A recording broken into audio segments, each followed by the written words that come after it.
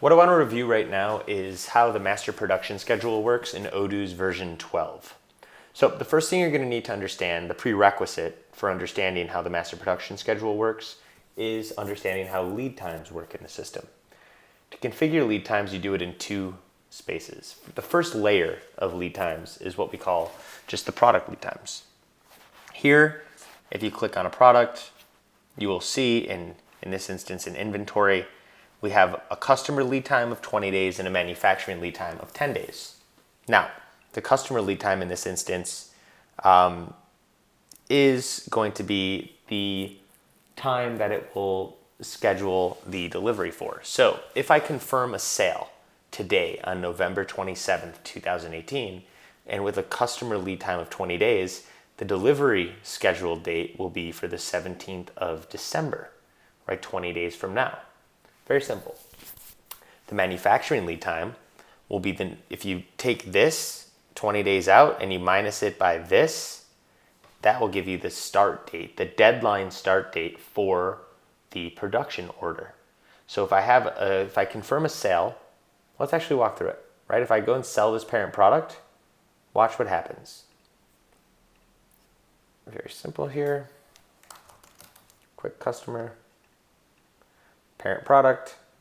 Today is November 27th. And when I confirm, my delivery is generated, and my delivery will have a scheduled date of 12/17, which is 20 days from now. You will also see, right, if you remember, I had my manufacturing lead time for this product set to 10 days. So in order for this product to be ready to ship on the 17th, that means I need to start manufacturing it 10 days before this at the very least. At the very latest. So you'll see, if I go to manufacturing, I now have a parent product for set order 1 to be scheduled to deadline start date, meaning the latest I can start this in order for it to coincide from a scheduling standpoint with the delivery would be on 12/7. And that's how I can begin to organize. Now, you'll also see, if I go in here and check availability, that I have two components I need for this.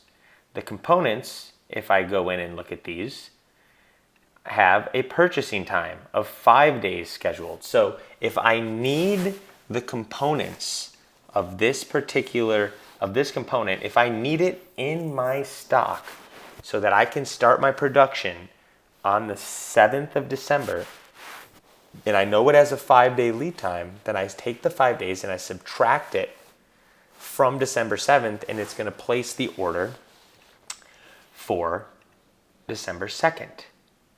And you will see here the order date is scheduled for 12/2, and it will be set to receive on 12/7, right? And this is a very linear approach to lead times. Now, you're going to see it's very, everything is kind of fits together like a puzzle piece in this instance. So in order to manufacture that product, I have to essentially place an order for these products no later than the 7th.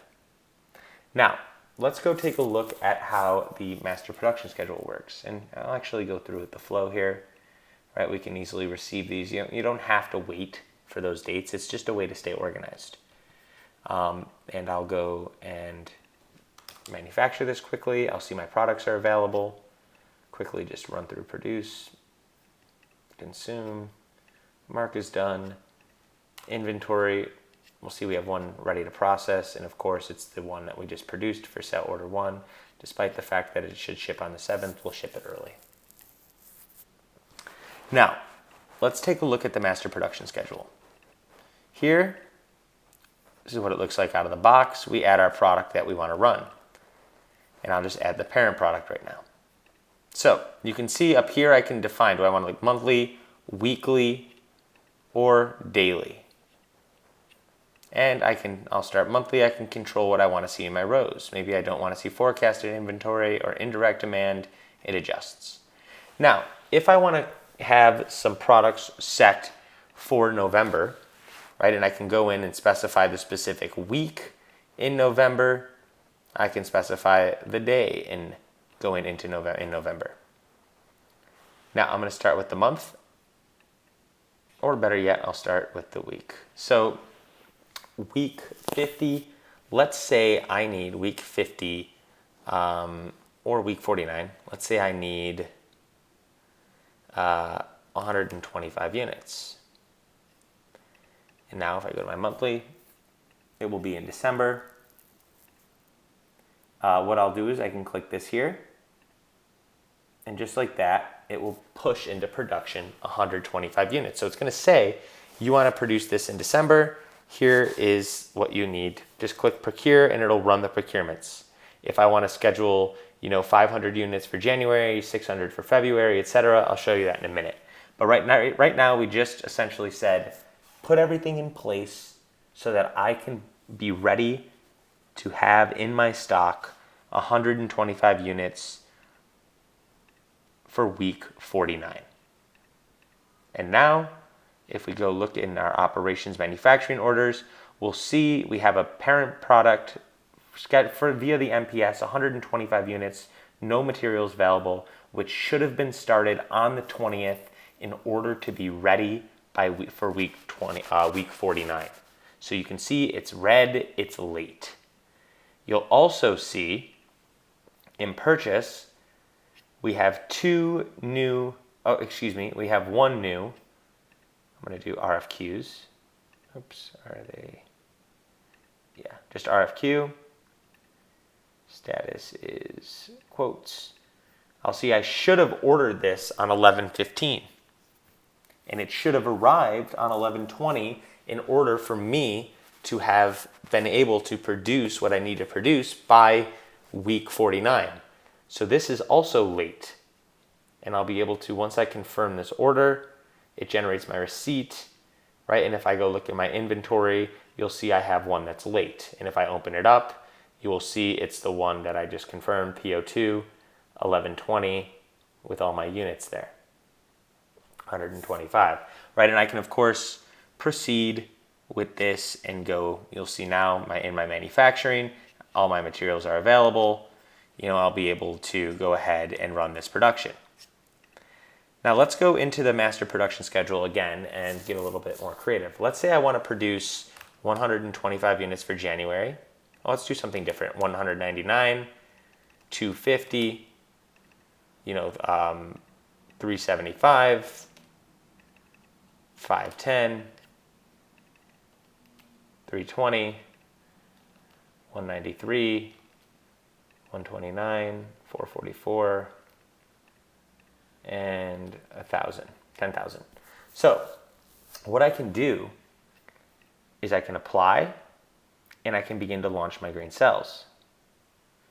And when I do this, it will begin to run my schedulers. So now I've just confirmed January, and maybe I also want to confirm February. And maybe I also want to confirm March, and I want to confirm April, and May, and June, and July, and August, and so on and so forth. And just like that, if I go look at my manufacturing orders, I have a whole bunch of new procurements. And I can see by clicking up here what I have to start. So I can see in order to meet my demand, I need to start my batch of 324 no later than 12/21. And I need to start my batch of 250 no later than 1/21. And my batch of 375 no later than February 18th, so on and so forth.